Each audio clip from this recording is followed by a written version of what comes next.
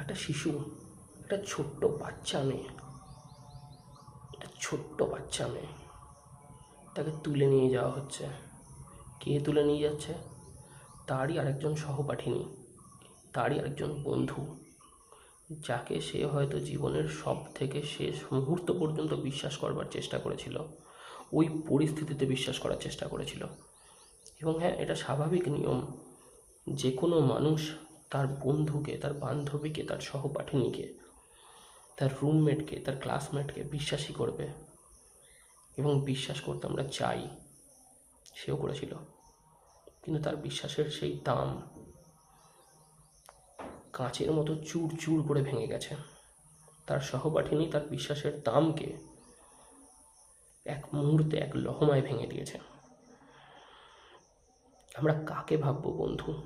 যার সাথে স্কুলে পড়ি, যার সাথে একসাথে একই বেঞ্চে বসে টিফিন খাই, যাকে নিজের পরিবারের কথা, নিজের সুখ দুঃখের কথা শেয়ার করি, তাকে বন্ধু ভাববো? কিন্তু না, সে কি বন্ধুত্বের দাম সবসময় ঠিকঠাকভাবে দেবে? এই প্রশ্ন উঠিয়ে দিয়ে গেল বেহালের এই ঘটনা।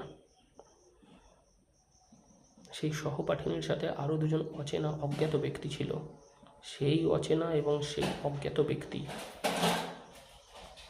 মেয়েটিকে তুলে নিয়ে গেল, মেয়েটিকে গাড়িতে করে তুলে নিয়ে গেল লিফট দেবে বলে।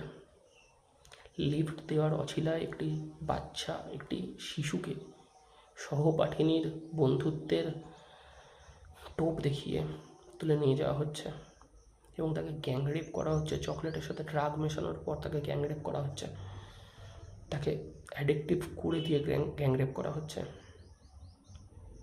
এই ঘটনাটা শোনার পর এটা মনে হচ্ছে যে আমরা যে সমাজে হাঁটি, যে সমাজে চলি, যে সমাজে ওঠা বসা করি, যে হোটেলে খাবার খাই, যে রাস্তা দিয়ে চলাফেরা করি, যে গাড়িতে চলি, যে বাসে, যে ট্রামে, যে ট্রেনে যাতায়াত করি, সেখানেই অসামাজিক নরকের কীটগুলো আমাদের পাশে বসে।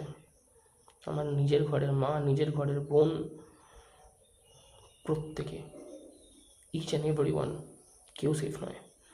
এই অসামাজিক নরকের কীটগুলোর জন্য সেফ নয়।